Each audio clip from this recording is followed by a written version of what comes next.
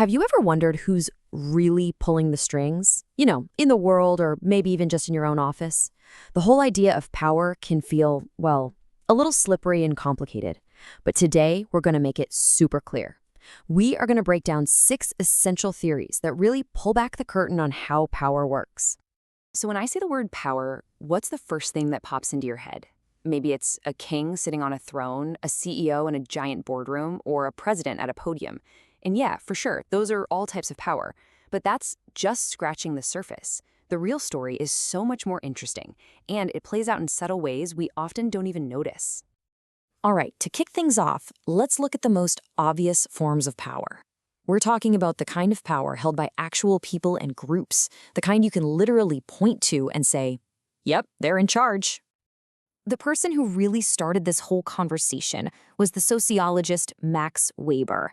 He argued that authority, which is basically the right to use power, isn't just one single thing. He broke it down into 3 different types, which really helps explain why we follow different leaders for totally different reasons. So what are these 3 types? Well, first, you've got traditional authority.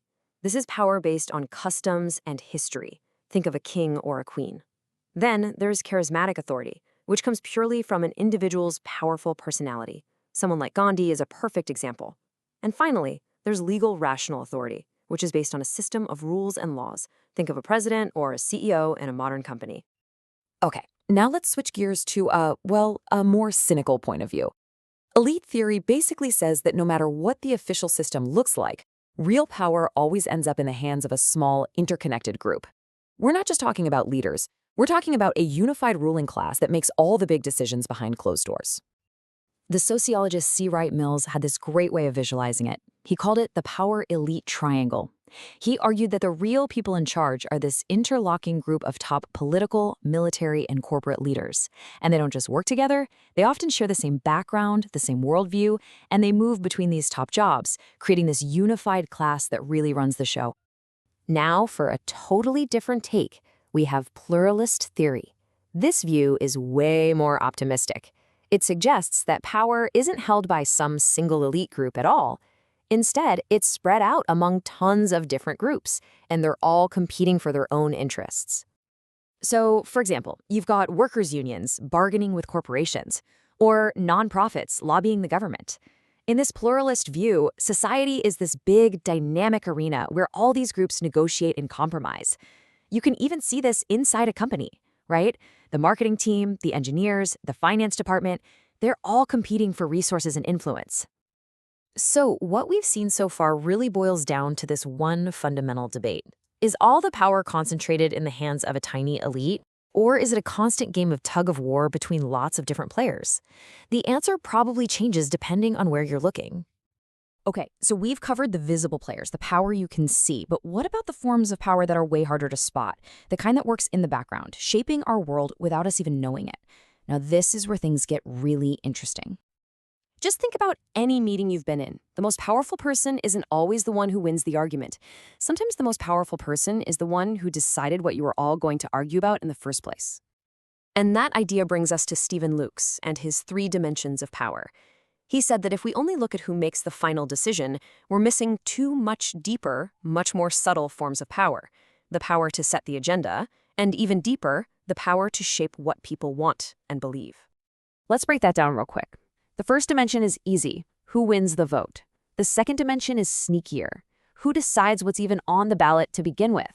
But that third dimension, man, that's the deepest, most invisible power of all.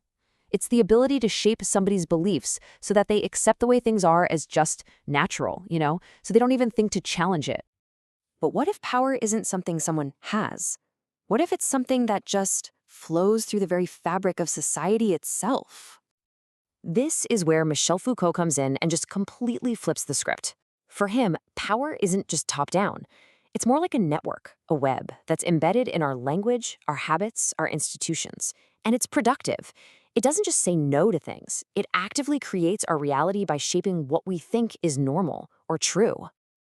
And Foucault saw this kind of power operating all over the place, in the way a school is structured, in the unspoken rules of a family, even in the very words we use to categorize the world. Inside an organization, this is what we call the political culture. that invisible force that tells people how to behave way more effectively than any official rulebook ever could.